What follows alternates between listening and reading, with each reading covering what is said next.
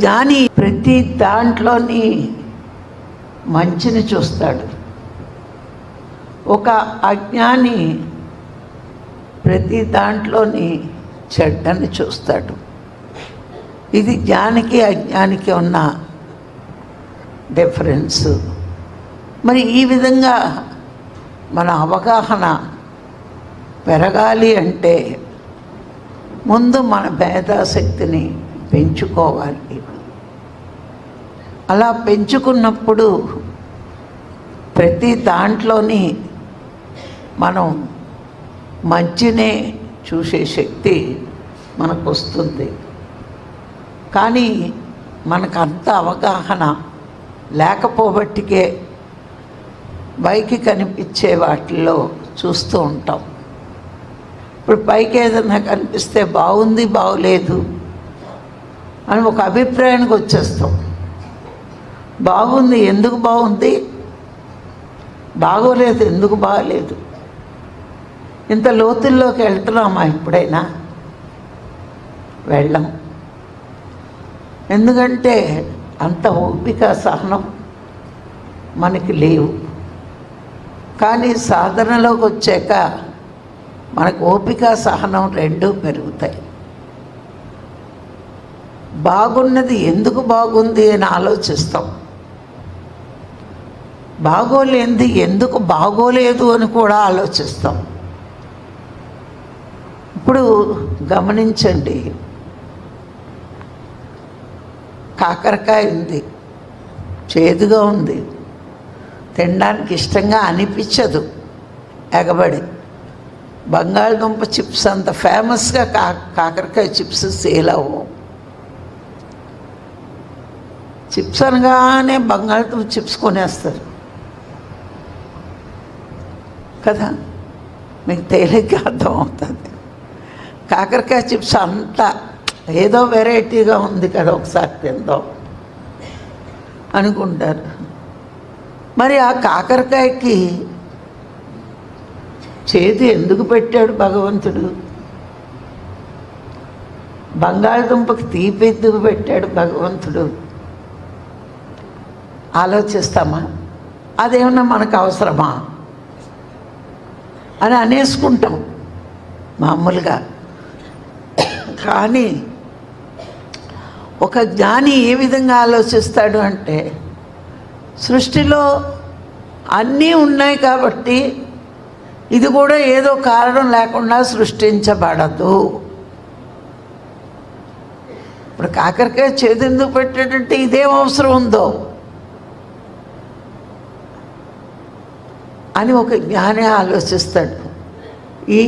ఈ వెజిటబుల్ కూడా, ఈ కూరగాయను కూడా భగవంతుడు సృష్టించాడంటే మానవుడికి అది ఉపయోగం ఉంది.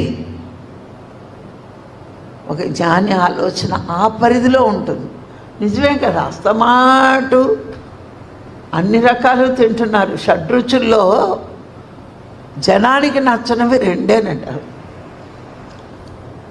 వగరు చేదు. ఆ రెండు నచ్చవు. కానీ మానవుడు ఆరోగ్యం ఆ రెండింటి మీద ఆధారపడింది. వగరు వల్ల చేదు వల్లే చాలా అనారోగ్యాలు తగ్గుతాయట. కానీ తెలియదు మనకి. చిచ్చి అది ఇంకా వగరగా ఉంది, ఇది చేదుగా ఉంది అనుకుంటారట. షడ్రుచుల్లో 4 చెడ్డ చేస్తాయి, ఆ 4 బాగా నచ్చుతాయి మనకి. 2 మంచి చేస్తాయి, ఈ 2 మనకు నచ్చవు. షడ్రుచులు అన్నారు కదా, 6 రుచులు తెలుసా? పేరు విన్నారు? అంటే ఒక జ్ఞాని ఆలోచన ఏముంటుంది? మనం ఎంత తీపి తిన్నా, ఎంత కమ్మగా తిన్నా, ఎంత పులుపుగా తిన్నా, ఇవన్నీ కూడా లోన చెడ్డ తెచ్చేవి. అవన్నిటికీ విరుగుడి ఈ చేదే. అందుకే భగవంతుడు ఈ చేదును కూడా సృష్టించాడు. చూడండి, ఆ వెజిటబుల్స్లో రకరకాల రుచులు ఉంటాయి.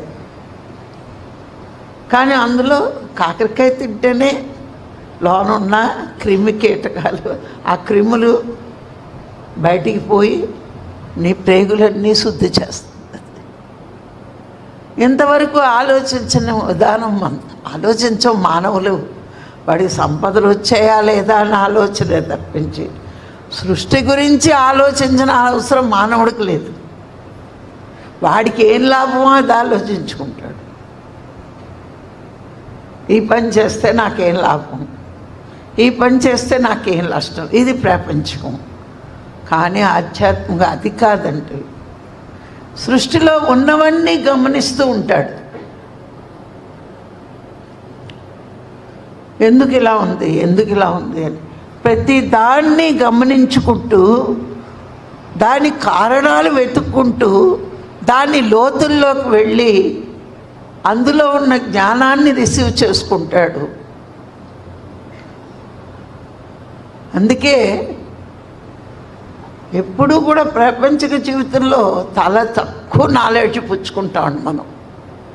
ఏదో తెలివైన వాళ్ళని తెలివితేటలు వచ్చేసాయి అనుకుంటాం. ప్రాపంచిక జీవితంలో మనం నాలెడ్జ్ తీసుకునేది చాలా కొంచెం అండి. మన సాధన చేసి జ్ఞానం పెంచుకున్నప్పుడు చాలా మేధస్సును పెంచుకుని చాలా జ్ఞానం పెంచుకుంటాం. అంటే ప్రాపంచిక జీవితంలో బుద్ధి వికసించినప్పుడు పొందే జ్ఞానం కంటే నీకు సాధన చేసి నీ అంతరాంతరాలలోకి వెళ్తే నీ ఆత్మ నుంచి వచ్చే జ్ఞానమే చాలా గొప్పది, చాలా గొప్ప జ్ఞానం అది. అందుకే దాన్ని జ్ఞానము అనరు.